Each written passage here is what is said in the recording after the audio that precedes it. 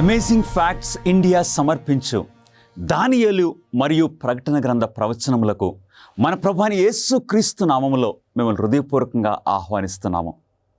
మరొక ప్రాముఖ్యమైన అంశంతో ఈ రాత్రి మీ ముందుకు వస్తూ ఉన్నాము. పరివర్తన కలిగించు ప్రేమ. మన జీవితాల్లో పరివర్తన, మార్పు ప్రేమ ద్వారా ఎలా కలుగుతుంది? ఈ అంశం గురించి మనము మన క్రైస్తవ జీవితాల్లో తెలుసుకోవాల్సిన విషయములన్నీ కూడా ఈ చక్కటి స్టడీ గైడ్లో మీ కొరకు ఏర్పాటు చేశాము. దీనిని ఉచితంగా మీరు పొందాలంటే ఆ స్క్రీన్ మీద ఉన్న నంబర్కి ఇప్పుడే ఫోన్ చేయండి. మీకు వీలైనంత త్వరలో మీ చేతుల్లో ఈ పుస్తకం పెట్టాలని మేము ఆశపడుతున్నాము. ఒకవేళ ఆ వెబ్సైట్ దర్శించినా సరే మీకు ఈ పుస్తకాన్ని ఉచితంగా పంపించడానికి మేము ఆశపడుచు ఉన్నాము. పరివర్తన కలిగించు ప్రేమ. ఈ అంశంలోనికి మనం వెళ్ళుచున్న ఈ సమయంలో పరిశుద్ధాత్మ సహాయాన్ని మనం అడుగుదాం, ప్రార్థన చేసుకుందాం. మహాపరిశుద్ధుడా, మీకే స్తుతులు స్తోత్రములు. మీ పరిశుద్ధాత్మను మాకు బోధకునిగా అనుగ్రహించి ఈ విషయములు గ్రహించినట్లు మా మనోనేత్రములు తెరవమని ఈ వాక్య పరిచర్య ద్వారా మా ప్రభువును మీ ప్రియకుమారుడైన నజరేయుడైన యేసు క్రీస్తు వారు మహిమపరచబడినట్లు మీరు నడిపించుకోవాల్సిందిగా యేసు నామములో అడిగి వేడుకొంచున్నాము తండ్రి, ఆమేన్. బాప్టిస్మిచ్చు యోహాను చాలా చక్కటి జీవితాన్ని జీవించాడు. జకరయ్య, ఎలిజబెతులకు గాబ్రియేలు దూత ఇచ్చిన ఆజ్ఞ ప్రకారంగా ఈ తల్లిదండ్రులు ఈ కుమారుణ్ణి చాలా జాగ్రత్తగా వారు పెంచారు. బాప్టిస్మిచ్చు యోహాను ప్రవక్తలలో చాలా ప్రాముఖ్యమైన ప్రవక్తగా యేసుక్రీస్తు వారు ఆయన గురించి తెలియజేశారు. ఈ బాప్టిస్మిచ్చు యోహాను చాలా జాగ్రత్తగా తన జీవితాన్ని నడిపించుకోవటం మాత్రమే కాదు, ఆయన సమాజం నుండి ఆ కొండల ఆ ప్రాంతంలో, అరణ్య ప్రాంతంలో ఆయన బోధిస్తూ ఉన్నాడు. ప్రజలు వేరువేరు ప్రాంతాల నుండి, ఆ పట్టణముల నుండి, ఆ పల్లెల నుండి ఆయన బోధలు వినటానికి వెళ్ళి బాప్టిస్మిచ్చు యోహాను యోర్దాను నదిలో ఆయన ద్వారా బాప్టిజం పొందటము మనం చూస్తూ ఉన్నాము. ఈ బాప్టిస్మిచ్చు యోహాను యొక్క జీవిత విధానము మనం గమనించినట్లయితే చాలా నిష్టగా, చాలా జాగ్రత్తగా ఆయన జీవితాన్ని కొనసాగించాడు. ఎందు గురించి? ఇదంతా దేవుని ప్రేమ బట్టే. ఈ బాప్టిస్మిచ్చు యోహాను యొక్క వర్తమానాలు చాలా స్ట్రైట్గా, సూటిగా ప్రజలకు అందేవి. ఒక రోజున హెరోదును కూడా ఈ బాప్టిస్మిచ్చు యోహాను హెరోదు చేసిన పాపాన్ని ఆయన సూటిగా ఖండించాడు. అనేక మంది ఈయన వర్తమానాలని విని పరివర్తన వారి జీవితంలో కలిగింది. ఈ బాప్టిస్మిచ్చు యోహానే మన ప్రభువైన యేసుక్రీస్తు వారిని యోర్దాను నదిలో బాప్టిస్మిచ్చున్నాడు. యోహాను యొక్క ఆత్మ నిండిన జీవితాన్ని గురించి ఒక రహస్యము ఏంటి? ఇట్లాంటి ఆత్మీయ జీవితాన్ని ఈ యోహాను ఎలా జీవించగలిగాడు? దీని గురించి దేవుని వాక్యము ఏమి సెలవిస్తుందో మనం చూద్దాము. లూకాసు వార్త 3వ అధ్యాయము 16వ వచనములో, యోహాను అను నేను నీళ్లలో మీకు బాప్టిజం ఇచ్చుచున్నాను, అయితే నాకంటే శక్తిమంతుడొకడు వచ్చుచున్నాడు, ఆయన చెప్పుల వారును విప్పుటకు నేను పాత్రుడను కాను. ఆయన ఆత్మీయ జీవితానికి రహస్యము ఏంటండి? రహస్యం ఏంటంటే తన తగ్గింపు జీవితము. ప్రవక్తల్లో గొప్ప ప్రవక్త, స్త్రీ గర్భము ద్వారా జన్మించిన ప్రవక్తలలో గొప్ప ప్రవక్త ఈ బాప్టిజం ఇచ్చే యోహాను ఎలా ఆ స్థాయికి చేరగలిగాడు? ఆయన తగ్గింపు స్వభావము. అన్ని విషయాల్లో ప్రభువైన యేసుక్రీస్తు వారిని హెచ్చించటమే ఈ బాప్టిజం ఇచ్చే యోహాను నేర్చుకున్నాడు. ఇక్కడ ఏమంటున్నాడు? నేనైతే మీకు నీళ్లలో బాప్టిజం ఇస్తున్నాను, కానీ నా వెనక నాకంటే శక్తిమంతుడు వచ్చుచున్నాడు. ఎవరి గురించి మాట్లాడుతున్నాడు? మన ప్రభువైన యేసుక్రీస్తు వారి గురించి. ఆయన చెప్పులు వారును విప్పుటకు నేను పాత్రుడను కాదు. అంటే అన్ని విషయాల్లో మన ప్రభు అయిన యేసుక్రీస్తు వారిని హెచ్చించటము, తన తగ్గింపు జీవితాన్ని మనం చూస్తూ ఉన్నాము. యోహాను సువార్త 3వ అధ్యాయము 30వ వచనంలో ఈ బాప్టిజం ఇచ్చే యోహాను ఒక గంభీరమైన స్టేట్మెంట్ చేశాడు. ఏమని? ఆయన హెచ్చవలసి ఉన్నది, నేను తగ్గవలసి ఉన్నది. ఒక రోజున ఈ బాప్టిజం ఇచ్చే యోహాను ఆయన బోధలకు అనేక మంది ఆయన ఒక బోధకుడిగా అంగీకరించి ఆయనను వెంబడిస్తూ ఉన్నారు. ఆయన శిష్యుల్లో కొంతమంది వచ్చి, అయ్యా మీరు బాప్టిజం ఇచ్చారే, ఒక ఆయనకు యేసు అనే ఆ బోధకునికి మీరు బాప్టిజం ఇచ్చారే, ఇప్పుడు జనసమూహములు ఆయన వెంట వెళ్ళిపోతున్నారు. ఇంతకుముందు మనల్ని వెంబడించే ఆ జనసమూహములు ఇప్పుడు ఆయనను వెంబడిస్తున్నారు అని చెప్పినప్పుడు బాప్టిజం ఇచ్చే యోహాను ఎంతో సంతోషించి ఏమన్నాడో తెలుసా? పెండ్లి కుమారుని దగ్గరికి వెళ్ళినప్పుడు పెండ్లి కుమారుని స్నేహితుడైన నేను సంతోషించాలి కదా. అవును, అందులో నా సంతోషము పరిపూర్ణమైనదని సాక్ష్యం ఇచ్చాడు. అవును ప్రియులరా, ఎంత తగ్గింపు స్వభావము. తాను తగ్గించుకొని వాడు హెచ్చించబడును. ఏమంటున్నాడు యేసుక్రీస్తు వారి గురించి? ఆయన హెచ్చవలసినది, నేను తగ్గవలసి ఉన్నది. యేసుక్రీస్తు వారు యొక్క పరిచర్యకు మార్గము సిద్ధపరచడానికి బాప్టిజం ఇచ్చే యోహానును దేవుడు పంపించారు. ఆయన చాలా అద్భుతంగా చేశాడు. బాప్టిజం ఇచ్చే యోహాను లేఖనాలను చదివాడా? ఆ టైంలో ఈ బాప్టిజం ఇచ్చే యోహాను జీవితము ఏ విధంగా ఉన్నది? లేఖనాలు చదివాడా? దేవుని వాక్యము మనకు సెలవిస్తుంది. యోహాను సువార్త 1వ అధ్యాయము 23వ వచనములో, అందుకతడు ప్రవక్త అయిన యెషయా చెప్పినట్టు, నేను ప్రభువు త్రోవ సరళము చేయుడి అని అరణ్యములో ఎలుగెత్తి చెప్పు ఒకని శబ్దము అని చెప్పాను. బాప్టిజం ఇచ్చే యోహాన్ని అనేక మంది అడిగారు, నీవెవరివి? నీవు ఏలియావా? నీవు ఇర్మియావా? నీవెవరువు అన్న ఆ టైంలో బాప్టిజం ఇచ్చే యోహాను తన గురించి వారికి తెలియచేయటానికి ఏమని చెప్పాడో తెలుసా? ప్రవక్త అయిన యెషయా చెప్పినట్టు, నేను ప్రభువు త్రోవ సరళం చేయుడని అరణ్యములో ఎలుగెత్తు చెప్పు ఒక శబ్దం అని చెప్పాను. అంటే ఈ ప్రవచనాలని చాలా జాగ్రత్తగా చదివాడు.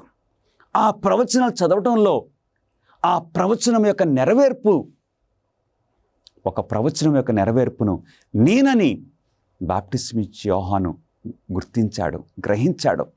దానిని బట్టి మనం ఏం అర్థం చేసుకుంటున్నామండి? బాప్టిజం ఇచ్చే యోహాను ఈ లేఖనాలని క్షుణ్ణంగా చదివాడు. ఆయన యొక్క ఐడెంటిటీ గురించి వారు అడిగినప్పుడు ప్రవచనాల నుండి సమాధానము ఇస్తూ ఉన్నాడు. ఎంత అద్భుతమైన విషయము! యేసు కొరకు సాక్ష్యం ఇవ్వడానికి బాప్టిస్మ్ ఇచ్చి యోహాను సిద్ధంగా ఉన్నాడా? క్రీస్తు కొరకు సాక్ష్యం ఇవ్వడానికి, క్రీస్తుని గురించి ఇతరులకు తెలియచేయటానికి బాప్టిస్మ్ ఇచ్చి యోహాను యొక్క స్పందన ఏ విధంగా ఉన్నది దేవుని వాక్యం సెలవిస్తుంది. ఒక రోజున ఆయన ఏమన్నాడో తెలుసా? మరునాడు యోహాను యేసు తన యొద్దకు రాగా చూచి, ఇదిగో లోక పాపమును మోసుకొని పోవు దేవుని గొర్రెపిల్ల అని చెప్పారు. యేసు క్రీస్తు వారి గురించి సాక్ష్యం ఇవ్వటము ఈ బాప్టిస్మ్ ఇచ్చి యోహాను యొక్క ప్రాముఖ్యమైన పని. అవును, ఆయన జీవితంలో, ఆయన బోధల్లో యేసు క్రీస్తు వారి కొరకు మార్గము సిద్ధపరుస్తూ ఉన్నాడు. అవును ప్రియ స్నేహితులారా, బాప్టిస్మ్ ఇచ్చి యోహాను వంటి జీవితాలు ఈ రోజున మనం కూడా కలిగి ఉండాలి. మన జీవితాల్లో కూడా యేసు క్రీస్తును మనం అన్ని విషయాల్లో హెచ్చించాలి. ఆయన కొరకు సాక్ష్యం ఇవ్వడానికి మనం సిద్ధంగా ఉండాలి. ఎందుకంటే ఎలాగైతే యేసు క్రీస్తు వారి యొక్క మొదటి రాకడ ముందు బాప్టిస్మ్ ఇచ్చి యోహాను వచ్చి యేసు క్రీస్తు కొరకు మార్గాన్ని సిద్ధపరిచాడో, అట్లాగే యేసు క్రీస్తు వారి యొక్క రెండవ రాకడ ముందు దేవుడు బాప్టిస్మ్ ఇచ్చి యోహాను లాంటి అనేక మందిని, ఒక గొప్ప సైన్యాన్ని దేవుడు లేవనెత్తబోతూ ఉన్నారు. అలాంటి వ్యక్తిగా ఒక సాక్ష్యం ఇవ్వడానికి నీవు ఇష్టపడుతూ ఉన్నావా? యోహాను యొక్క సూటి బోధ రాజకీయ మరియు మత నాయకులలో ప్రాచుర్యము పొందినదా? ఆ టైంలో జీవించిన ఆ రాజకీయ నాయకులు లేక యూదా మతాధికారులు బాప్టిస్మ్ ఇచ్చి యోహానుతో సహకరించారా? బాప్టిస్మ్ ఇచ్చి యోహాను యొక్క బోధను అంగీకరించారా? లూకాసు వార్త 7వ అధ్యాయము 30వ వచనములో పరిసయ్యులను ధర్మశాస్త్ర ఉపదేశకులను అతని చేత బాప్టిస్మము పొందక తమ విషయమై దేవుని సంకల్పమును నిరాకరించని. అవును, ఈ బాప్టిస్మ్ ఇచ్చి యోహాను ఎక్కడో అరణ్యములో యోర్దాను నది తీరమున ఆయన బోధిస్తూ ఉంటే ప్రజలు తండోపతండములుగా ఆయన వద్దకు వెళుచూ ఉన్నారు. ఈ బాప్టిస్మ్ ఇచ్చి యోహాను ఆయన ఆహార అలవాట్లలో ఆయన అడవి తేనె తింటూ జీవించాడు. బాప్టిస్మ్ ఇచ్చి యోహాను యొక్క వస్త్రాలు, ఆయన ఆ చర్మము, తర్వాత ఈ సాధారణమైన వస్త్రాలు ధరించుకొని అరణ్యములో బోధిస్తుంటే ప్రజలు తండోపతండములుగా వెళ్ళారు. కానీ మత నాయకులు వారు వేరేగా ఉన్నారు. వారు చాలా టీవీగా, చాలా ధనాపేక్షతో, ధనవంతులుగా, అధికారంతో ప్రవర్తించేవారు. కానీ వారి వైపు ప్రజలు ఆకర్షింపబడలేదు. కానీ ఒక సామాన్యమైన జీవితము, సింపుల్ జీవితము జీవిస్తున్న బాప్టిస్మ్ ఇచ్చి యోహాను వైపు అనేక మంది ఆకర్షించబడ్డారు. ఆ మతాధికారులు ఈ యోహాను చేత బాప్టిజం పొందకపోవడం మాత్రమే కాదు, దేవుని సంకల్పాన్ని వారు నిరాకరించినట్లు మనం చూస్తూ ఉన్నాము. అంత మాత్రమే కాదు, ఈ బాప్టిజం ఇచ్చి యోహాను యొక్క సూటి బోధకు ఏం జరిగిందో తెలుసా? లూకాసు వార్త 3వ అధ్యాయము 19-20 వచనాల్లో, అయితే చతుర్థాధిపతి అయిన హేరోదు చేసిన సకల దుష్కార్యముల నిమిత్తమును యోహాను అతనిని గద్దించినందుకు అతడు యోహానును చెరసాలలో వేయించెను. యోహాను యొక్క బోధ చాలా సూటిగా ఉన్నది. హేరోదు రాజును కూడా ఆయన విడిచిపెట్టలేదు. ఎందుకంటే పాపం చేసిన వారిని సూటిగా ఖండించాడు. అందుగురించి హెరోదియా వారు ఒక కుట్ర పన్ని బాప్టిస్మ్ ఇచ్చి యోహాను చెరసాలలో వేశారు. తన ప్రాణానికి హాని కలుగుతుందని బాప్టిస్మ్ ఇచ్చి యోహాను ఏమీ భయపడలేదు. కానీ బోధను కరెక్ట్గా బోధించాడు. ఎందుకంటే ఆయన జీవితము సరిగ్గా ఉంది. మంచి ఆత్మీయ క్యారెక్టర్ ఉన్నవారు దేని గురించి భయపడరు, ఎవరి గురించి భయపడరు. ఈ బాప్టిస్మిచ్చి యోహాను అట్టి సామాన్యమైన జీవితము, నాణ్యమైన జీవితము జీవించాడు. నగలు మరియు ఆడంబరమైన దుస్తులు ధరించడాన్ని బైబిలు నిషేధిస్తుందా? ఈ బాప్టిస్మిచ్చి యోహాను ఇతరుల వలె కాదు, ఒక సామాన్యమైన జీవితము జీవించాడు. మరి నగళ్ళు, ఆడంబరమైన దుస్తులు ఇలాంటి ధరించే విషయం గురించి బైబిలు ఏం బోధిస్తుంది?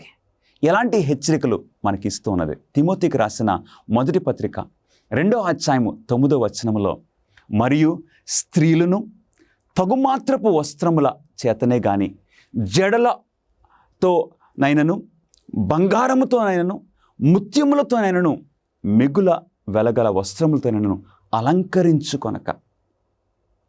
అవును, దేవుని బిడ్డలైన వారు ఎట్లాగుంటారండి? ఆ ఆడంబరమైన విషయాలు కాదు, ఆ నగళ్ళు కాదు.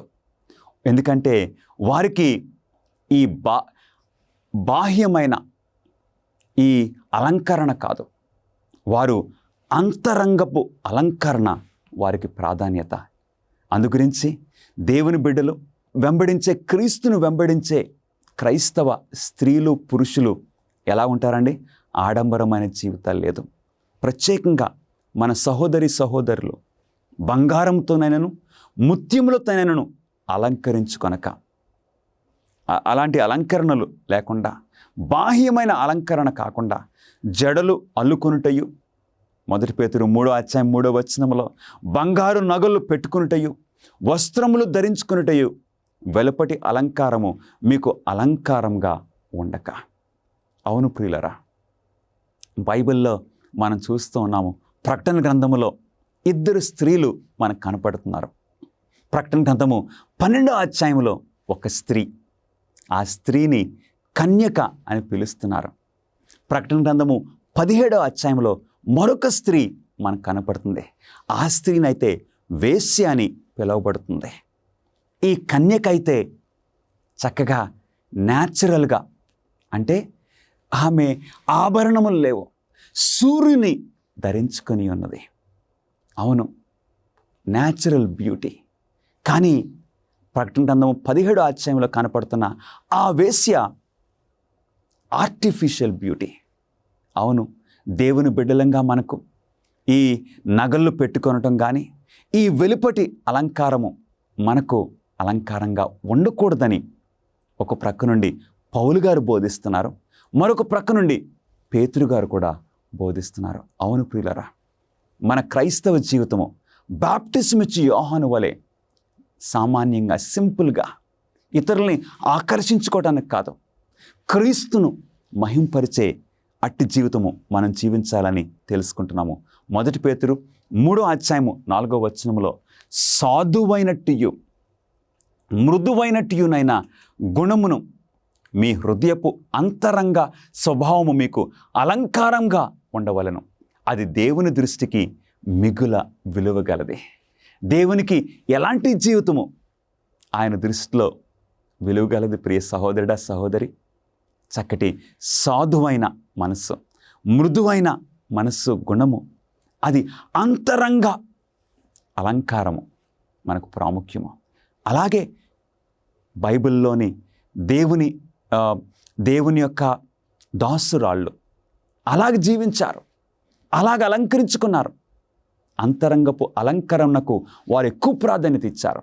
మనం కూడా ఈ నవీన కాలంలో, ఈ 21వ శతాబ్దంలో దేవుని వెంబడించేవారు కూడా అలాగే జీవించాలని, స్త్రీలేంటి పురుషులేంటి అలాగే జీవించాలని దేవుడు ఉద్దేశిస్తున్నారు. సింపుల్ లైఫ్, చక్కటి ఆత్మీయ లైఫ్ స్టైల్ బాప్టిస్మిచ్చి యోహాను వలె. ఇక్కడ యెషయా ప్రవక్త అంటున్నాడు, ఆ దినమున యెహోవా గల్లుమను వారి పాదభూషణములను, కర్ణభూషణములను, కడియములను, నాణమైన ముసుకులను ఏం చేస్తారంటండి? కుల్లాయిలను, కాళ్ళ గొలుసులను, వడ్డానములను, పరిమళ ద్రవ్యపు భరిణలను, రక్షరేకులను, ఉంగరములను, ముక్కు కమ్ములను తీసివేయను. గమనిస్తున్నారా ప్రియులరా? ఆ దినమంటే యేసుక్రీస్తు వారి యొక్క రాకడ దినము. ఆ దినమున ఇవేమీ మనకు సహాయం చేయవు. ఈ ఆభరణములు ఇవేమీ కూడా మనకు పనికిరావు. మన ప్రాణాన్ని రక్షించలేవు. ఆ ప్రమాదం నుండి మనల్ని తప్పించలేవు. అందుగురించి ఇవన్నీ కూడా వారు ఎలుకలకు గబ్బులకి పడవేస్తారంటండి. అందుగురించి నిజమైన క్రైస్తవులు, పురుషులేంటి, స్త్రీలేంటి, పిల్లలేంటి, యవనస్తులేంటి, మనందరం కూడా క్రీస్తు వలె, మన ప్రభువైన యేసు క్రీస్తు వలె సాధారణమైన జీవితము మనం జీవించాలి. ఎవరిని ఆకర్షించుకోవడానికి కాదు. మనం వస్త్రాలు ఎందుకు ధరిస్తున్నాము? మన శరీరాన్ని కప్పుకోవడానికి, మనము ఇతరులకు ప్రజెంటబుల్గా ఉండటానికి, వారిని ఆకర్షించుకుని ఇక ఏదో మన గురించి గొప్ప అనుకోవాలి అట్లాంటి ఉద్దేశము అస్సలు కాదు. ప్రియ సహోదరి సహోదరులరా, క్రైస్తవ జీవితము బాప్టిజం ఇచ్చి యోహాను వలె అట్లాంటి జీవితము దేవుని యొక్క దృష్టిలో మిగుల విలువైనదని మనం తెలుసుకుంటున్నాము. ఇంకెలాంటి విషయాలు క్రైస్తవులకు నిషేధించబడినాయో మనం చూద్దామండి. లేవికాండములో దేవుడు ఇక సూటిగా ఖచ్చితంగా ఈ మాట సెలవిచ్చారు. అందరం చదువుదామా? లేవికాండము 19వ అధ్యాయము 28వ వచనంలో, చచ్చిన వారి కొరకు మీ దేహమును చీరు కొనకూడదు, పచ్చబొట్లు మీ దేహమునకు పొడుచుకొనకూడదు, నేను మీ దేవుడైన యెహోవాను. గమనిస్తున్నారా? ఇశ్రాయేలు ప్రజలను దేవుడు ఐగుప్తు యొక్క బానిసత్వము నుండి బయటకు తీసుకుని వచ్చి, ఎందుకు తీసుకుని వచ్చారు? ఐగుప్తు దేశం యొక్క ఆ అలవాట్లు, ఆ పద్ధతుల నుండి, ఆ అన్య పద్ధతుల నుండి దేవుడు వారిని బయటకు తీసుకుని వచ్చి, ఆ ఐగుప్తీయుల వలె కానీ ఇతర అన్యుల వలె కానీ అలాంటి పద్ధతులు మీరు చేసుకోకూడదు. ప్రత్యేకంగా ఈ వాక్యానికి ఉన్న ప్రాముఖ్యత ఏంటో తెలుసా? పచ్చబొట్లు మీ దేహమునకు పొడుచుకొనకూడదు, నేను మీ దేవుడైన యెహోవాను. దాని అర్థం ఏంటో తెలుసా అండి? నేను మీ దేవుడైన యెహోవానంటే దేవుడు మీరు ఇది చేయకూడదని చెప్పి దేవుడు ఆయన సంతకం పెడుతున్నారన్నమాటండి. బై ఆర్డర్ ఇట్లాంటివి మనం చేయకూడదు. కాబట్టి నా ప్రియ సహోదరుడా సహోదరి, ఈ శరీరము దేవుని ఆలయము, దేవుడు మనకు బహుమానంగా ఇచ్చారు. అందు గురించి మనం చాలా జాగ్రత్తగా ఈ సమృద్ధి జీవితాన్ని, ఈ ఆత్మీయ జీవితాన్ని మనం జీవించాలని మనం తెలుసుకొని ఉన్నాము. శరీరాన్ని రక్తం వచ్చేటట్టు లోపలి దాకా గాయపరుచుకోవడాన్ని సాతానుడు ఇష్టపడతాడు. కొంతమంది ప్రజలు వారి యొక్క జీవితాన్ని, వారి యొక్క శరీరాన్ని ధనం కోసం లేక ఇంకా వేరే విషయాల కోసం వారి శరీరాన్ని గాయపరుచుకోవటం, అట్లాగా కొంతమంది స్త్రీలు, యవనస్తులు ఒక బ్లేడ్ తీసుకుని వారి శరీరాన్ని కోసేసుకోవటం, ఇవన్నీ దేవునికి హేయమైన విషయములు. ఆ అమ్మాయి నా వైపు చూడలేదని లేక ఆ అబ్బాయి నా ప్రేమను అంగీకరించలేదని చాలామంది వారి శరీరాన్ని కోసుకోవటం అలా చేస్తున్నారు. ఇవి దేవునికి ఇష్టమైనవి కావు. అవన్నీ విగ్రహారాధనతో సమానము. విచ్ఛిన్నమైపోయినటువంటి ప్రపంచంలో దేవుని యొక్క ప్రణాళిక ప్రవచనాల ద్వారా మీరు తెలుసుకోవాలని కోరుతూ ఉన్నారా? ఆచరణాత్మకమైనటువంటి గొప్ప సవాళ్లను మీరు ఎదుర్కోవాలనుకుంటే మిమ్మల్ని ఉత్తేజపరుస్తున్నాం, ఉత్సాహపరుస్తున్నాం. అమేజింగ్ ఫ్యాక్ట్స్ వారు బైబిల్ చదువుకునేటువంటి గైడ్స్ మీ కొరకై 27 పుస్తకాలను మీకు అనుగ్రహిస్తున్నారు. అద్భుతమైనటువంటి గ్రాఫిక్స్ ద్వారా మీరు అర్థం చేసుకోవడానికి నేరుగా మీకు సమాధానం దయచేస్తూ ఉన్నారు. ప్రతి చదువుకునేటువంటి ఈ గైడ్ ద్వారా బైబిల్లో సరైన సమాధానం గ్రహించుకోగలరు. మీ జీవితంలోని ప్రాముఖ్యమైన ప్రశ్నలకు సమాధానం ఇస్తుంది. ఏ విధంగా మీరు సంబంధాన్ని పెంచుకోగలరు, ప్రభువైన యేసుక్రీస్తు వారు ఎప్పుడు రాబోతూ ఉన్నాడు, ఇంకా ఎన్నో విషయాలను తెలుసుకోవచ్చు. భవిష్యత్తులో ఈ యొక్క విలువైన విషయాన్ని కోల్పోకండి. మీ జీవితాన్ని రూపాంతరపరుస్తూ ఉన్నాయి అమేజింగ్ ఫ్యాక్ట్స్ వారు ఇచ్చేటువంటి బైబిల్ చదువుకునే పుస్తకం. ఇవి మీకు ఇంగ్లీష్ లోను, హిందీ, తమిళ్, తెలుగులో మీకు లభిస్తూ ఉన్నాయి. వేచి ఉండకండి, వెంటనే మీ యొక్క స్టడీ గైడ్స్ ను ఇప్పుడే ఆర్డర్ చేయండి. AFTV.in అనేటువంటి మా వెబ్సైట్ ని సంప్రదించి వెంటనే పొందండి. ఆత్మ నిండిన జీవితానికి, అతని సాధారణ ఆహారానికి మధ్య సంబంధం ఉన్నదా? ఈ బాప్టిజం ఇచ్చే యోహాను ఆయన వస్త్రాల్లో మాత్రమే కాదు, చాలా జాగ్రత్తగా ఉన్నది. ఆయన ఆహార అలవాట్లలో కూడా చాలా జాగ్రత్తగా ఉన్నాడు. ఈ శారీరక జీవితానికి ఆత్మీయ జీవితానికి ఏమైనా కనెక్షన్ ఉన్నదా లేదో మనం చూద్దామండి. లూకాసు వార్త 1వ అధ్యాయము 14-15 వచనాల్లో, అతడు ద్రాక్షారసమైనను మద్యమైనను త్రాగక పరిశుద్ధాత్మతో నిండుకొనిన వాడై. గమనిస్తున్నారా? గాబ్రియేలు దూత జకరయాను దర్శించి ఈ బాప్టిస్మిచ్చి యోహాను యొక్క జననం గురించి హెచ్చరిక చేస్తున్నప్పుడు అతడు ద్రాక్షరసం తాగకూడదు, మద్యము తాగకూడదు. ఎందుకో తెలుసా? ఆయన ఇక బాల్యము నుండే పరిశుద్ధాత్మతో నిండుకొనిన వాడై ఉండి దేవుని కొరకు మార్గమును సిద్ధపరచబోతున్నాడు. అనేక మంది ప్రజలను యేసుక్రీస్తు వారి కొరకు సిద్ధపరచబోతున్నాడు. అంటే ఒక ప్రాముఖ్యమైన ఉద్దేశంతో దేవుడు యోహానును ఈ భూలోకంలోనికి పంపిస్తున్నారు. అవును ప్రియులారా, యోహాను యొక్క జీవితానికి ఒక పర్పస్ ఉన్నది, ఒక ప్రాముఖ్యమైన ఉద్దేశం ఉన్నది, ఆయన జీవితానికి అర్థం ఉన్నది. అదేంటంటే యేసుక్రీస్తు వారి కొరకు మార్గాన్ని సిద్ధపరుస్తున్నాడు. Four runner. ఎప్పుడైనా ఒక రాజుగారు వస్తుంటే రాజుగారి కంటే ముందు వర్తమానికులు వెళ్ళి రాజుగారికి మార్గాన్ని సరళం చేస్తారు.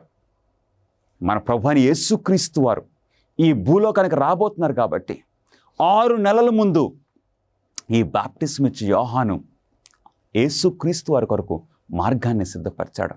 అందుగురించి తన జీవితంలో ద్రాక్షరసము ముట్టకూడదు, మద్యమును త్రాగక పరిశుద్ధాత్మతో నిండుకొనిన వాడై. అంటే శారీరక జీవితానికి ఆత్మీయ జీవితానికి ఒక చక్కటి కనెక్షన్ ఉందని గాబ్రియేలు మాటల ద్వారా మనం చూస్తూ ఉన్నాము.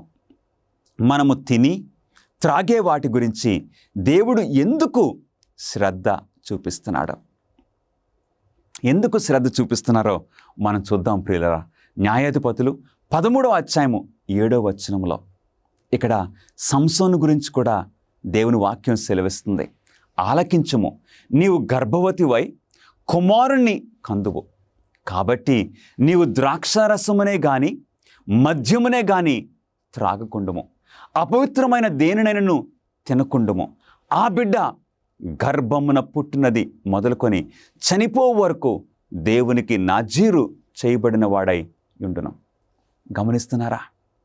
బాప్టిజం ఇచ్చి యోహాను వలె పాత నిబంధనలో దేవుడు సంసోనును ఎన్నుకున్నారు.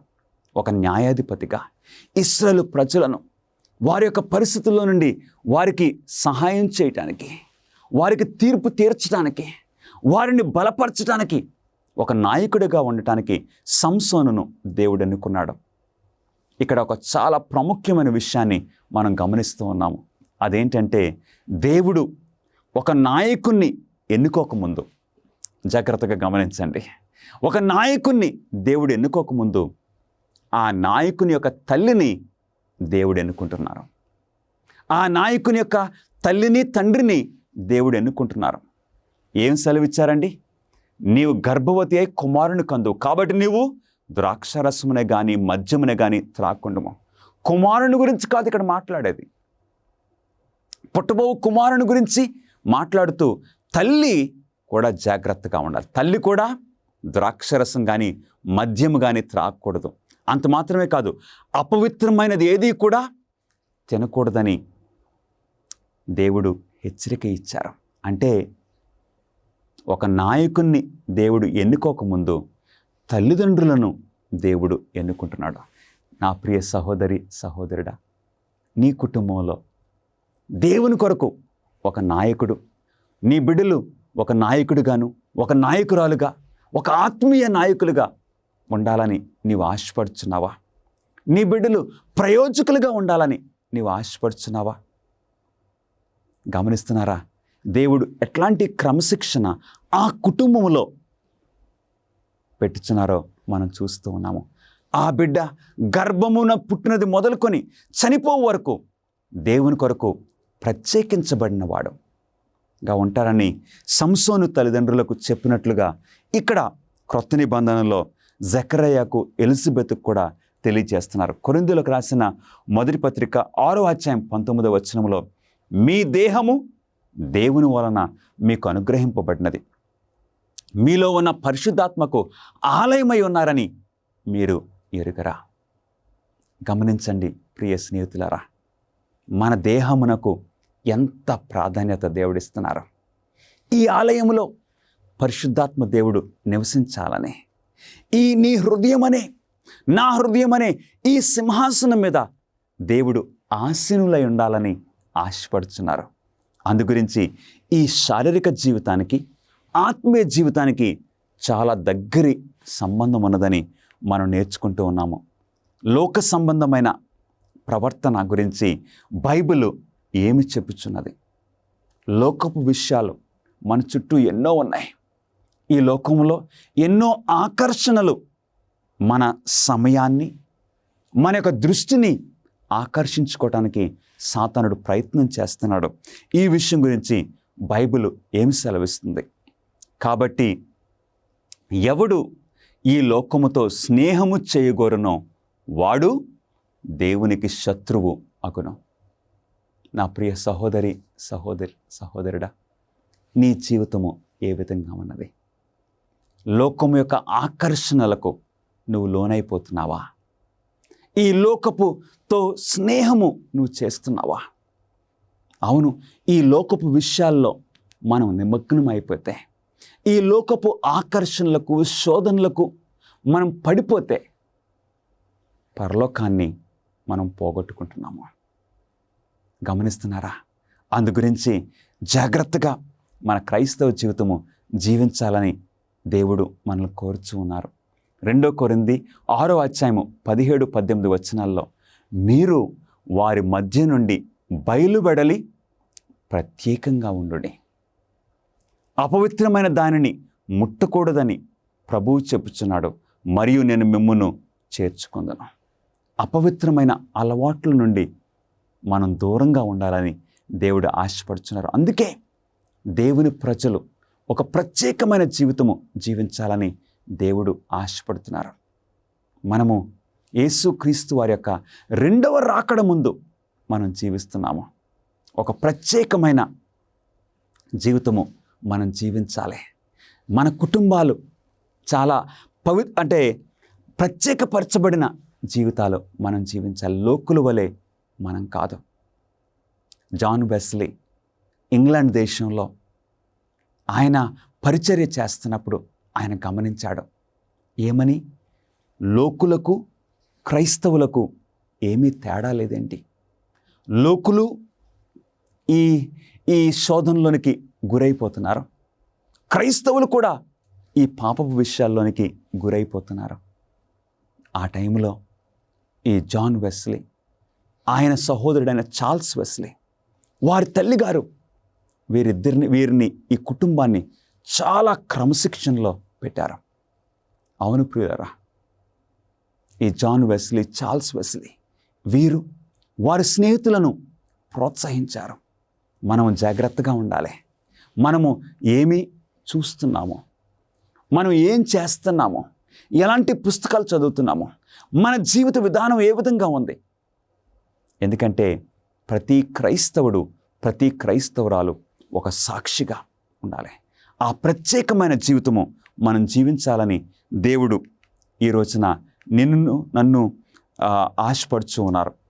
1 యోహాను 2వ అధ్యాయం 15వ వచనంలో, ఎవడైనను లోకమును ప్రేమించిన ఎడల తండ్రి ప్రేమ వానిలో ఉండదు. ఈ భూలోకంలో ప్రత్యేకంగా ఈ 21వ శతాబ్దంలో ఎన్నో ఆకర్షణలు, ఎన్నో విధాలైన పాపపు వ్యసనాలు మన ఆకర్షణను, మనల్ని దేవుని నుండి దూరం చేయడానికి ప్రయత్నం చేస్తూ ఉన్నాయి. ఇలాంటి పరిస్థితుల్లో దేవుడు నన్ను పిలుస్తూ ఉన్నారు ఒక ప్రత్యేకమైన జీవితం జీవించినట్లు. ఎందుకంటే తండ్రికి మనకు అట్టి కనెక్షన్ ఉంది. మనం పరలోక సంబంధులము. మన వారసత్వము పరలోకములో ఉన్నది, ఈ భూమి మీద కాదు. అందు గురించి ఎవడైనాను లోకమును ప్రేమించిన యెడల తండ్రి ప్రేమ వానిలో ఉండదు. అందు గురించి నా ప్రియ సహోదరుడా, సహోదరి, ఈ క్రైస్తవ జీవితము ఒక చక్కటి ఉన్నతమైన పిలుపు. మన ప్రభువైన యేసుక్రీస్తు వారు నజరేతులో జీవించి నజరేత్ యొక్క ఆ మలినము, ఆ పాపపు అలవాట్లు ఆయన అంటకుండా పవిత్రుడిగా మన ప్రభువైన యేసుక్రీస్తు వారు జీవించారు. అదేవిధంగా మనం కూడా జీవించాలని దేవుడు ఆశపడుచున్నారు. యోసేపు జీవితాన్ని ఒకసారి మనం గమనించినట్లయితే, యోసేపు ఐగుప్తులో జీవించాడు. ఆయన చుట్టూ విగ్రహారాధన. యోసేపు పనిచేస్తున్న పొతీఫర్ ఇంట్లో దినదినము శోధన. ఆమె పొతీఫర్ యొక్క భార్య యోసేపును వెంటాడుతూ ఉన్నది. కానీ యోసేపు తను తాను జాగ్రత్తగా చూసుకున్నాడు. గమనిస్తున్నారా? అట్లాగే దానియేలు, ఆయన స్నేహితులు బబులోనులో ఎటు చూసిన విగ్రహారాధన. కానీ వారి జీవితాన్ని పవిత్రపరుచుకున్నారు, ఆత్మీయ జీవితాన్ని కాపాడుకున్నారు. మీరు ఈ లోక మర్యాదను అనుసరింపక ఉత్తమమును అనుకూలమును సంపూర్ణమై ఉన్న దేవుని చిత్తమేదో పరీక్షించి తెలుసుకున్నట్లు మీ మనస్సు మారి నూతనమగుట వలన రూపాంతరం పొందుడే. దేవుడు నిన్ను నన్ను పిలుస్తున్నారు. ఒక్క రూపాంతరము, మన జీవితాలని మార్చాలని దేవుడు ఆశపడుతున్నారు. ఈ లోక పద్ధతులు కాదు, ఈ లోక మర్యాదను అనుసరింపక ఉత్తమమును దేవునికి అనుకూలమైన దేవుని చిత్త ప్రకారంగా మనం జీవించాలని దేవుడు కోరుచూ ఉన్నారు.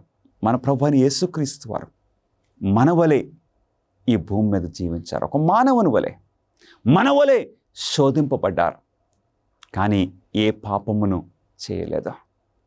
అలాంటి జీవితము క్రీస్తును అనుసరించేవారు, అలాంటి పరివర్తన కలిగిన జీవితాన్ని జీవించాలని మన నుండి దేవుడు ఆశపడుచూ ఉన్నారు. క్రైస్తవుడు దేని గురించి ఆలోచించడానికి ఎంచుకోవాలి? మన ఆలోచనలు ఏ విధంగా ఉండాలి? దేవుని వాక్యం సెలవిస్తుంది. ఫిలిప్పీలకు రాసిన పత్రిక 4వ అధ్యాయము 8వ వచనంలో భక్తులైన పౌలు గారు ఏమంటున్నారో తెలుసండి. ఏ యోగ్యతనైనను ముప్పైనను ఉండిన ఎడల ఏవి సత్యమైనవో, ఏవి మాన్యమైనవో, ఏవి న్యాయమైనవో, ఏవి పవిత్రమైనవో, ఏవి రమ్యమైనవో, ఏవి ఖ్యాతి గలవో వాటి మీద ధ్యానముంచుకొనుడే. అవును, మన దృష్టి ఎప్పుడు కూడా, మన ఆలోచనలు ఎప్పుడు కూడా మంచి విషయాల పట్ల, పవిత్రమైన విషయాల పట్ల, న్యాయమైనవి, రమ్యమైనవి, ఏవి ఖ్యాతి గలవో అట్లాంటివే మనం ఆలోచించుకోవాలి. అవును ప్రియులరా, ఎందుకంటే క్రీస్తు రక్తంలో మనం కడగబడిన వారము. మన ప్రతి ఆలోచన క్రీస్తుకు లోబడినట్లుగా మన జీవితాలు ఉండాలని దేవుడు ఉద్దేశిస్తున్నారు. 101వ కీర్తన 3వ వచనంలో దేవుని వాక్యం సెలవిస్తుంది. ఇక్కడ దావీదు ఏమంటున్నాడో తెలుసండి. నా కన్నుల ఎదుట నేను ఏ దుష్కార్యమును ఉంచుకొనను. నా ప్రియ సహోదరుడా, సహోదరి, నీ కన్నుల ఎదుట, నీ ఆత్మీయ కన్నులు ఏం చూస్తున్నాయి? ఎలాంటి విషయాల్ని నీవు ఆ టీవీలో చూస్తున్నావు? ఎలాంటి విషయాలు నీవు ఆ సెల్ ఫోన్లో చూస్తున్నావు? నా కన్నుల ఎదుట నేను ఏ దుష్కార్యమును ఉంచుకొననని దావీదు నిర్ణయం చేసుకున్నాడు. అవును, మనం కూడా అట్టి నిర్ణయము చేసుకోగలమా ఈరోజు? అట్లాగే యోబు కూడా ఏ స్త్రీని నేను కన్నెత్తి చూడనని యోబు నిర్ణయం చేసుకున్నాడు. అందుకే ఈ బైబిల్లోని దేవుని బిడ్డలు వారు పవిత్రమైన, ప్రత్యేకించబడిన, పరివర్తన కలిగిన జీవితాలని వారు జీవించగలిగారు. నా కన్నుల ఎదుట నేను ఏ దుష్కార్యమును ఉంచుకొనను. ఎలాంటి విషయాల్ని నువ్వు చూస్తున్నావు? ఆ పోనోగ్రఫీ, ఆ సినిమాలో, ఆ సీరియల్లో, ఆ పబ్జీ ఆటలు, ఇలాంటివన్నీ క్రైస్తవులుగా మనకు తగవని దేవుని వాక్యం మనకు సెలవిస్తుంది. ఎందుకంటే మన ఆలోచనలు ఎప్పుడు కూడా పరలోక సంబంధమైన విషయాలపైనే మనం ఉండాలి. ఎందుకు? మన ప్రభువు, మన రక్షకుడైన యేసుక్రీస్తు వారు పరలోకములో మన పక్షమున విజ్ఞాపన చేస్తున్నారు కనుక మన ఆలోచనలు, మన దృష్టి పైనున్న వాటి మీదే మనం పెట్టుకోవాలి, కానీ భూ సంబంధమైన వాటి మీద కాదు. ఎందుకంటే అలాంటి సినిమాలు చూసిన తర్వాత మనకి ఏం కలుగుతుంది? అలాంటి సీరియళ్ళు చూసిన తర్వాత ఆ చెడు ఆలోచనలో, ఇక అట్టి అనుమానాల్లో, భయంతో నిండిపోయిన జీవితాల్లో ఆ సినిమాల్లో చూసి, లేక ఆ సీరియల్లో చూసి అనేక మంది యవనస్తులు ఆ అలవాట్లు చేసుకుని వారి జీవితాలని పాడు చేసుకుంటున్నారు, వారి కుటుంబ జీవితాలని పాడు చేసుకుంటున్నారు. అందుగురించే నీవు ఈ రోజున, నా ప్రియ కుమారుడా, నా ప్రియ కుమార్తె, ఈ రోజున నీవు చెప్పగలవా, నా కన్నుల ఎదుట నేను ఏ దుష్కార్యమును ఉంచుకొనను, ప్రభువా నా జీవితాన్ని నీ చేతుల్లో పెడుతున్నానని నీవు చెప్పగలవా? నిజమైన క్రైస్తవుడు ఏ రకమైన సంగీతాన్ని విని ఆనందిస్తాడు? ఇప్పుడు మనం ఎలాంటి సంగీతాన్ని వినొచ్చు? మన కన్నుల ముందు జాగ్రత్తగా మన క్రైస్తవ జీవితాలు సరిచేసుకోవాలి. మన కన్నుల విషయంలో, మన ఆలోచనల విషయంలో మనం చూసాం. ఇప్పుడు ఎలాంటి విషయాలు ఈ చెవుల ద్వారా మనం వినొచ్చు? కీర్తనలు 40వ కీర్తన 3వ వచనంలో, తనకు స్తోత్ర రూపమగు క్రొత్త గీతమును మన దేవుడు నా నోట నుంచెను. అవును, ఎలాంటి విషయాలు మనం వినాలి? ఎలాంటి సంగీతము మన శరీరానికి, మన ఆత్మీయ జీవితానికి సహాయపడుతుంది? స్తోత్ర రూపమగు సంగీతము అంటే క్రైస్తవ సంగీతము. క్రైస్తవ సంగీతం అంటే ఎలాగుండాలి? 1 సమూయేలు 16వ అధ్యాయము 23వ వచనంలో, దేవుని యొద్ద నుండి దురాత్మ వచ్చి సౌలును పట్టినప్పుడల్లా దావీదు సితారా చేత పట్టుకొని వాయింపగా, అంటే సౌలు జీవితంలో సౌలు ఇక సాతానుడికి అమ్ముడైపోయాడు. అందుకే ఆ దురాత్మలు సౌలును వేధిస్తూ ఉన్న ఆ టైంలో పిచ్చివాడిగా సౌలు ప్రవర్తిస్తున్నాడు, చిరాకు పడిపోతున్నాడు. ఇలాంటి పరిస్థితుల్లో సౌలు యొక్క సేవకులు ఏం చేశారో తెలుసండి? దావీదును పిలిపించారు. దావీదు చక్కటి సంగీతము, ఆ సితార పట్టుకుని దేవుని మహింపరిచే, దేవుని గురించిన కీర్తనలు ఈ దావీదు పాడుచున్నప్పుడు సౌలు నెమ్మదిగా, అవునండి, నెమ్మదిగా చక్కగా ఒక సున్నితమైన మనసుతో ఉండేవాడు. ఈ రోజున నా ప్రియ సహోదరుడా, సహోదరి, నీవెలాంటి సంగీతం వింటున్నావు? నీ వినే సంగీతము ఎలాంటి ఆలోచనలు నీ మనసులో పుట్టిస్తుంది? నీ వినే ఆ సంగీతము, ఆ పాటలు దేవుని వైపు నడిపిస్తున్నాయా, లేక దేవునికి దూరంగా నడిపిస్తున్నాయా? ఎందుకంటే సంగీతాన్ని ఎవరు నడిపిస్తున్నారో తెలుసండి? సాతానుడు. మంచి సంగీతం ఉంది, సాతాను సంగీతం కూడా ఉంది. ఎందుకంటే పరలోక రాజ్యంలో వాడు లూసిఫర్గా పరలోకములో ఉన్నప్పుడు పరలోకపు ఆ దేవదూతలను సంగీతంలో నడిపించే ఆ బాధ్యత దేవుడు సాతానుకి ఇచ్చారు, లూసిఫర్కి ఇచ్చారు. అందుకే ఈ రోజున ఇట్టి సంగీతము, ఆ రాక్ మ్యూజిక్ అని, పాప్ మ్యూజిక్ అని, ఆ ఆలోచనల ద్వారా ఎంతోమంది ఆ సంగీతాన్ని విని ఆత్మహత్యలు చేసుకుంటున్నారు. వారు కలహములు పెట్టుకుంటున్నారు, లేక ఈ లైంగిక సంబంధాలకి ఆ స్త్రీలు వెనక, ఆ పురుషుల వెనక వెళ్ళిపోతున్నారు. నీవు వినే సంగీతము ఏ విధంగా ఉంది? ఈరోజు మన జీవితాలని దేవుడు సరిచేయాలని, మన జీవితాల్లో పరివర్తన తీసుకొని రావాలని దేవుడు ఆశపడుతున్నారు. దావీదు ఆ చక్కటి సంగీతాన్ని వాయించినప్పుడు దురాత్మ అతనిని విడిచిపోయెను, అతడు సేద తీరి బాగాయను. అవును, ఈ ఇహలోక సంగీతాన్ని, సాతాను యొక్క సంగీతాన్ని మనం వింటూ ఉంటే మన మైండ్స్ ఎవరు కంట్రోల్ చేస్తారండి? సాతానుడు కంట్రోల్ చేస్తాడు. కానీ ఎప్పుడైతే మనము కీర్తనలు, దేవుని స్తుతించే కీర్తనలో మనం పాడుకుంటామో, అట్టి సంగీతం మనం వింటామో, పరిశుద్ధాత్మ ఒక ప్రభావము మన మనసులకి కలుగుతుంది. సభ్యత లేని నాట్యము లేక నృత్యము క్రైస్తవుడికి మంచి వినోదమేనా? ఈ డ్యాన్సులు ఈ రోజున మన సంఘాల్లోనికి కొరియోగ్రఫీ అని వచ్చేసింది. ఇలాంటిది దేవుడు అనుమతిస్తూ ఉన్నారా? మన మన అమ్మాయిలైతే, మన యవనస్తులైన కుమార్తెలైతే వారు ఏదో భరతనాట్యం లాగేస్తున్నారు చర్చిల్లోనే ఈ రోజున. మన కుమారులు, మన యవనస్తులైతే వారు ఏదో బ్రేక్ డ్యాన్స్ లాగా, రాక్ డ్యాన్స్ లాగా చర్చిల్లో వేసేస్తున్నారు. ఇలాంటిది దేవుడు అంగీకరిస్తున్నారా లేదో చూద్దాము. 1 యోహాను 2వ అధ్యాయము 6వ వచనములో, ఆయన యందు నిలిచియున్న వాడునని చెప్పుకొనివాడు ఆయన ఎలాగూ నడుచుకొనినో అలాగే తానును నడుచుకొన బద్ధుడై ఉన్నాడు. యేసుక్రీస్తు వారు అలాంటి డ్యాన్సులు వేస్తారా? అలాంటి నృత్యాలను యేసుక్రీస్తు వారు అంగీకరిస్తారా? అలాంటి సంగీతాన్ని వింటారా? గమనిస్తున్నారా ప్రియులారా? ఈ ప్రతి విషయంలో కూడా మనకు అనుమానం ఉన్నప్పుడు, నా స్థానములో యేసుక్రీస్తు వారు ఉంటే ఏం చేస్తారు? యేసుక్రీస్తు వారు నా ప్రక్కన కూర్చుంటే నేను అలాంటి టీవీ ప్రోగ్రాంలు చూడగలనా? అలాంటి విషయాల్లో నేను పాల్గొనగలనా? ఎందుకంటే ఆయన యందు నిలిచి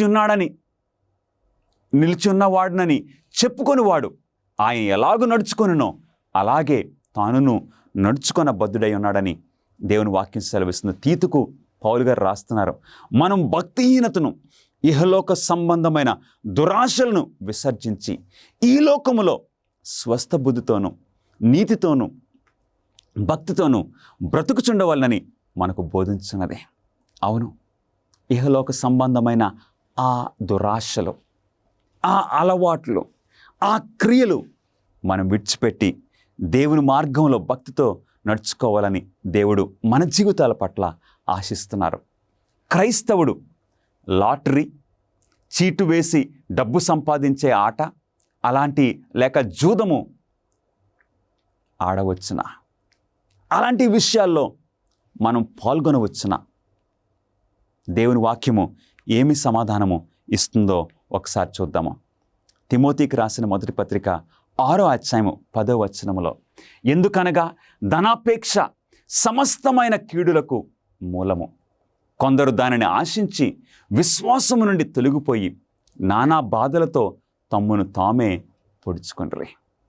అలాంటి షార్ట్ కట్స్, అలాగా త్వరగా మనం ధనవంతులైపోవటము, అలాగా దేవుడు అనుమతించని పద్ధతుల్లో మనము ధనం సంపాదించుకోవటము, అది దేవునికి చిత్తం కాదు ప్రియులారా. ధనాపేక్ష లేనివారమై దేవుడు మనకిచ్చిన దాంతో మనం తృప్తి చెందొచ్చు, మంచి పరిపూర్ణమైన జీవితము జీవించాలని దేవుడు ఉద్దేశిస్తున్నారు. మనం డబ్బు ఎలా సంపాదించాలి? త్వరగా వచ్చే అలాంటి పద్ధతులు కాదు. తెస్సలోనికి రాసిన 2వ పత్రిక 3వ అధ్యాయం 10వ వచనములో, ఎవడైనను పని చేయనొల్లని ఎడల వాడు భోజనము చేయకూడదని మీకు ఆజ్ఞాపించుతాము కదా. అంటే మనం పని చేసే భోజనం చేయాలంటే మనం కష్టపడి మనం సంపాదించుకోవాలి. ఏదో లాటరీ ద్వారా లేక ఆ జూదం ద్వారా, ఆ పేకాట్లు అలాగా డబ్బులు సంపాదించడము అది దేవుడు పద్ధతి కాదు. మనం కష్టపడి మనము సంపాదించుకోవాలి, కరెక్ట్ పద్ధతుల్లో మనం చేసుకోవాలి. సామెతలు 28వ అధ్యాయము 20వ వచనములో, ధనవంతుడగుటకు అతురపడువాడు శిక్ష నొందకపోడు. ఎవరైతే ధనం సంపాదించడానికి కంగారు పడి ఇక సాతాను మార్గాల్లో, ఆ దుర్మార్గపు మార్గాల్లో, అబద్ధపు మార్గాల్లో, అవిశ్వాసమైన మార్గాల్లో వెళ్తారో అట్టివారు ధనవంతుడగుటకు అతురపడివాడు శిక్ష నొందకపోడు. ఎందుకంటే దేవుడు మన జీవితాలని చూస్తూ ఉన్నారు ప్రియులరా. దేవుని బిడ్డలంగా మనము దేవుని మార్గంలో నడవాలి. నేడు దేవుని ప్రజల లక్ష్యము లేక గురి ఏమై ఉండాలి? దేని పట్ల మన దృష్టి ఉండాలి? దేవుని వాక్యం సెలవిస్తుంది. 1 యోహాను 3:21 మనం ఆయన ఆజ్ఞలను గైకొనుచు ఆయన దృష్టికి ఇష్టమైనవి చేయుచున్నాము. మన గురి ఎవరి మీద అండి?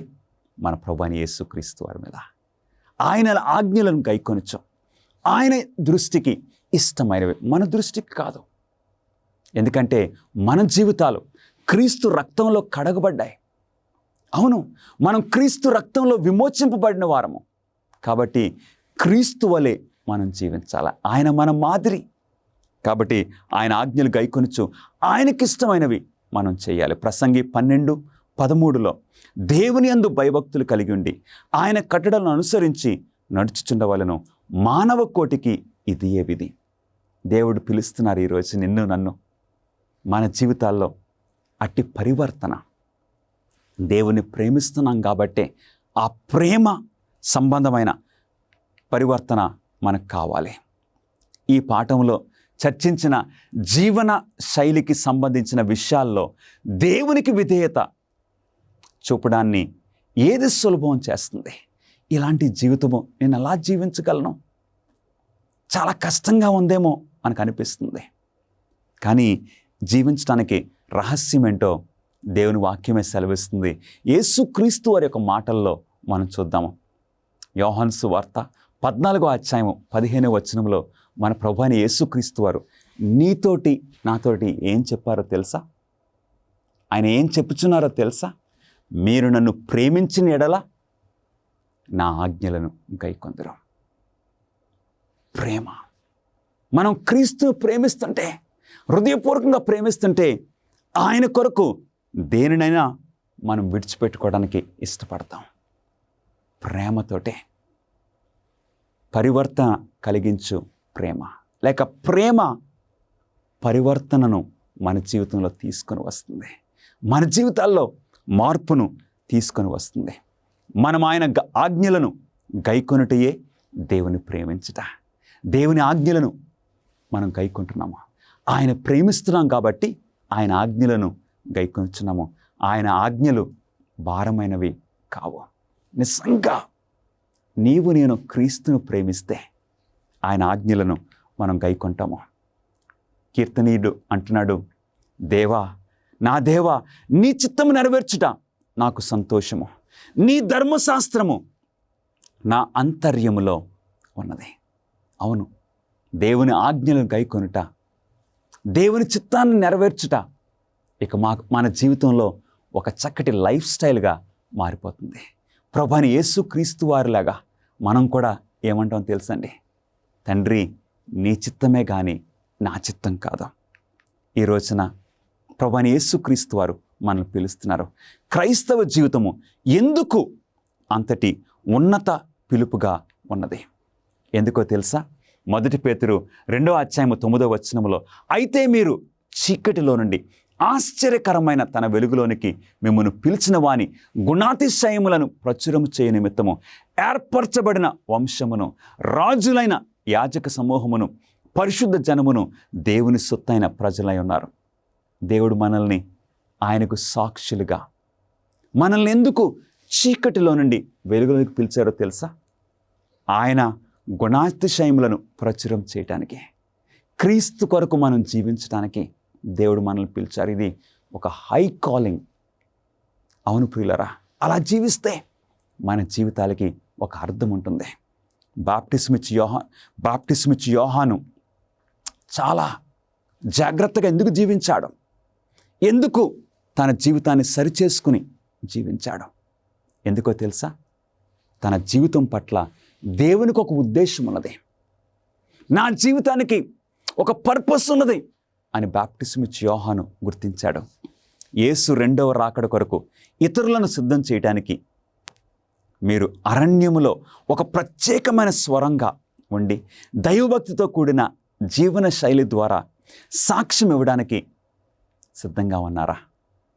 ప్రియ సహోదరుడా, సహోదరి, యేసుక్రీస్తు వారు బాప్టిజం ఇచ్చి యోహాన్ను పిలిచినట్లుగా ఆయన రెండవ రాకడ ముందు నన్ను పిలుస్తున్నారు.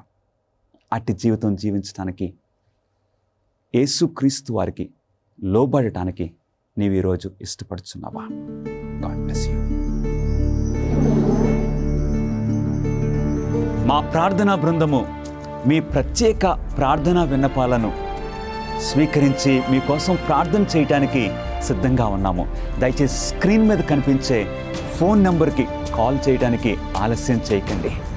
లేక మీ ప్రార్థనా విన్నపములను prayer@aftv.in అనే అడ్రస్కు ఈమెయిల్ చేయమని కోరుచున్నాను. అమేజింగ్ ఫ్యాక్ట్స్ నన్ను ఎంతగానో ప్రభావితం చేసింది. దేవునికి స్తోత్రం. అమేజింగ్ ఫ్యాక్ట్స్ బట్టి అమేజింగ్ ఫ్యాక్ట్స్ నిజానికి నా జీవితంలో గొప్ప మార్పు ఇంతవరకు చూపిన ప్రభావం అమేజింగ్ ఫ్యాక్ట్స్ ఈ రోజు నేను ఈ స్థితిలో మంచిగా అనిపించింది. నేను బైబిల్ చదవడం ప్రారంభించాను. నేను సెవెంత్ డే అడ్వెంటిస్ట్ జీవితంలో ఇంకో ఏదో ఉండాలని దేవుడే దీన్ని జరిగిస్తున్నాడు. ఈ వాక్యం చాలా క్రీస్తు అడుగుజాడలను అనుసరించడం ఎంతైనా మంచిది. అమేజింగ్ ఫ్యాక్ట్స్ 55 సంవత్సరాలకు పైగా దేవుని సువార్తను ప్రపంచ నలుమూలలా ప్రకటిస్తూ ఉన్నది. టీవీలో ఒక మినిస్ట్రీ పేరు కనిపించింది, అమేజింగ్ ఫ్యాక్ట్స్ అని. నేను చాలా మంది పాస్టర్ల ప్రసంగాలు విన్నాను, కానీ ఈయన చెప్పేది వినడం అదే మొదటిసారి. నేను ఏదో విన్నాను, వెంటనే నా బైబిల్ తీసుకున్నాను.